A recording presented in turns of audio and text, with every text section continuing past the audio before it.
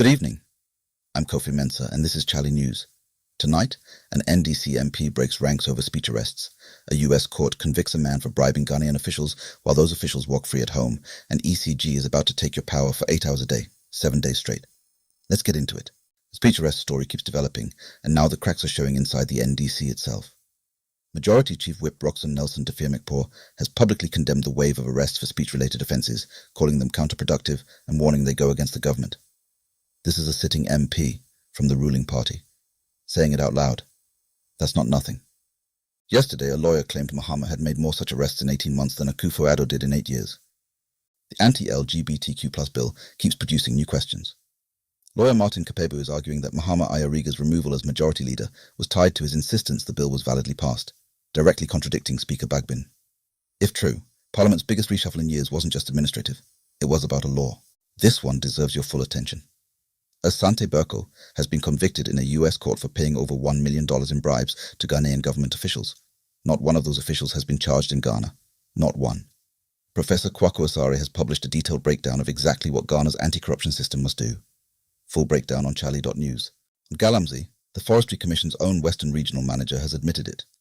Cleared operators come back with new machines. He says raids alone aren't working. The Commission claims it's changing its approach, but won't say how. That vagueness is the story. Starting today, Sunday the 9th, ECG is cutting power from 9 a.m. to 5 p.m. daily across parts of Accra East, Accra West and Tema. 7 consecutive days, 8 hours a day. They say it's for emergency maintenance. No alternative arrangements for households or businesses. Check ECG's X account for your specific area. Context on why the power situation stays messy. The IMF says Ghana's energy sector is still running a $1.1 billion deficit in 2026. Down from $1.6 billion in 2024, yes. But the fund flags election period governance gaps and massive legacy debt as the reasons a real turnaround remains out of reach. Here's some genuinely good news. GRA pulled in 6.1 billion Ghanaian cedis at the ports in July alone, more than 2 billion above its monthly average before the public and AI system launched in April. June was 5.5 billion Ghanaian cedis, July 6.1 billion Ghanaian cedis. The numbers are moving in the right direction. Diesel is sitting near 20 Ghanaian cedis a litre, with the Strait of Hormuz still closed. COPEC is pushing the government to build a strategic petroleum reserve. Buy cheap, release when prices spike. No government response yet. A fatal shooting at a gated estate in Tuba, near Waja.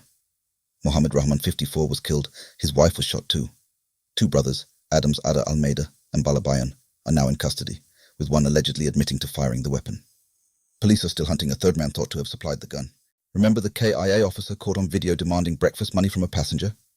He's been transferred, not suspended, not investigated, just quietly moved. Meanwhile, 2 port health officers were banned from all GACL airports for inflating yellow fever card fees. One gets a ban, the other gets a transfer. Make it make sense. Relief for AUCC graduates. The University of Ghana has confirmed in writing from the Pro-Vice-Chancellor that students admitted in 2022/2023 will receive degree certificates under the UG seal. GTEC's final word is still pending, but this is the assurance hundreds of level 400 students have been waiting for. Tonight, the Black Queens face Malawi in a WAFCON quarter-final, and it's also a direct qualifier for the 2027 Women's World Cup in Brazil. Ghana hasn't been to a Women's World Cup in 26 years. One of the players to watch is Evelyn Badu, who grew up playing football with boys on the streets of Sekwa in the Bono region. Her full story is on chale.news. It's worth your time. Otumfuo Osei Tutu II is flying to Maryland on the 4th of September for a diaspora fundraising gala. The target is $100 million for the OOTII Comprehensive Cancer Center near Kumasi. Ghana recorded nearly 27,400 new cancer cases in 2022 alone. This one matters. Samini's London boat party never sailed. Gate crashes overcrowded the vessel at Blackfriars Pier on Friday. Ticketed fans were left waiting for hours, and the whole thing was cancelled. Refunds promised. It's the second major crowd control failure at a Ghanaian diaspora event in London in weeks after the Shatterfest UK chaos. Someone needs to get a grip on event management.